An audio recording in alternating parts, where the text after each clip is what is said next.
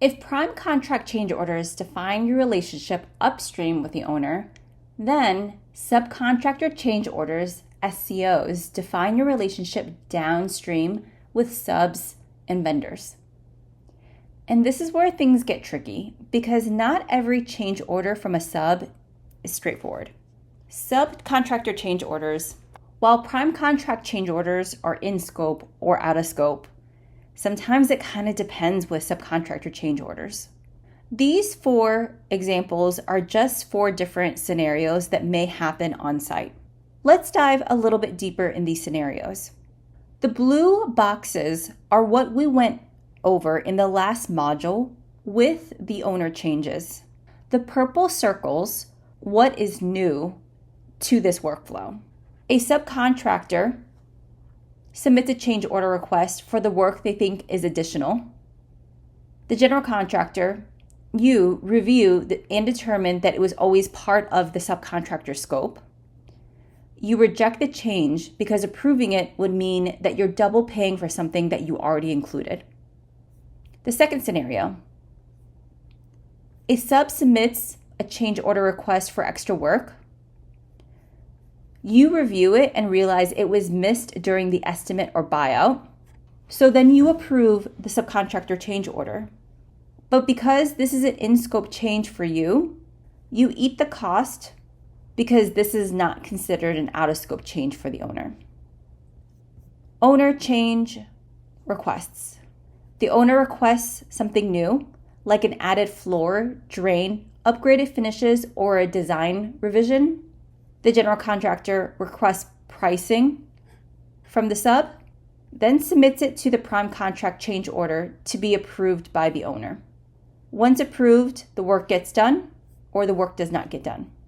Field-driven changes. These conditions are on the field that force the adjustments, unforeseen site conditions, or even rework.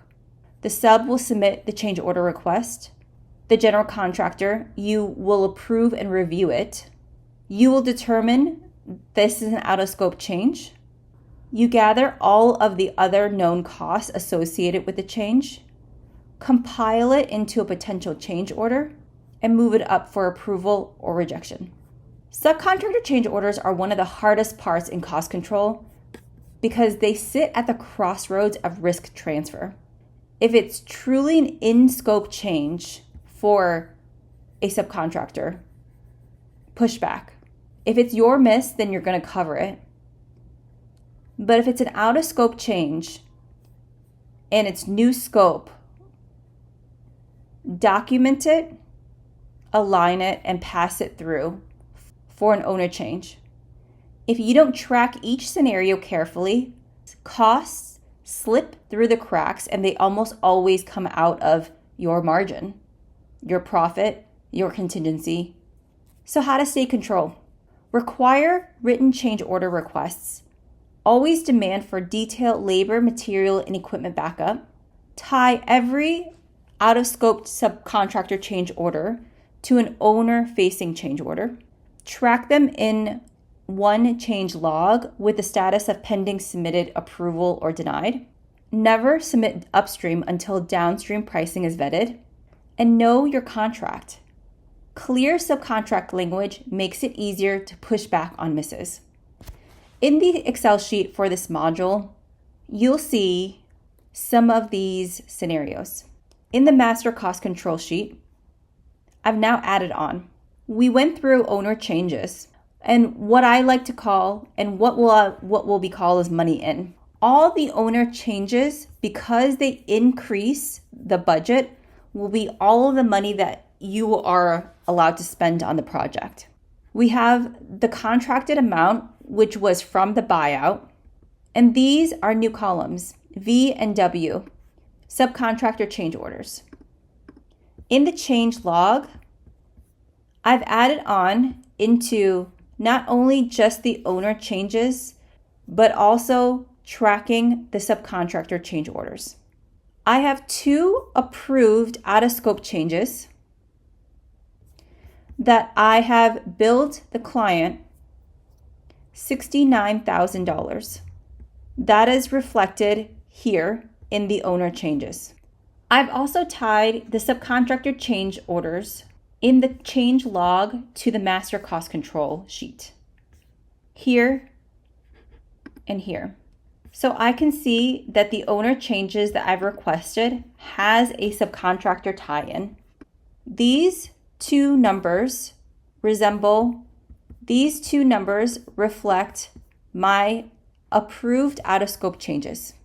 This in-scope change was a miss on the estimate, so the general contractor will take this hit out of contingency from $5,000. This number for $5,000 to this cell for a total of $40,000 in total subcontractor change orders.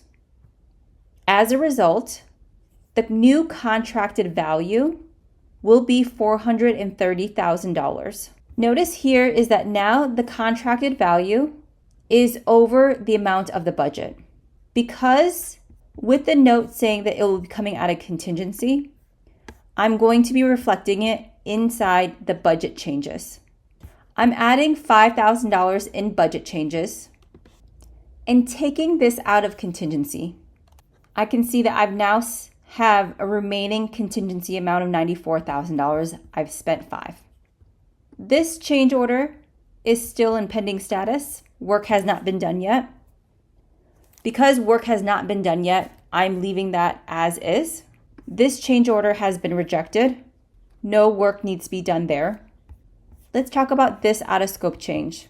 Sometimes textbook does not reflect what's in the field.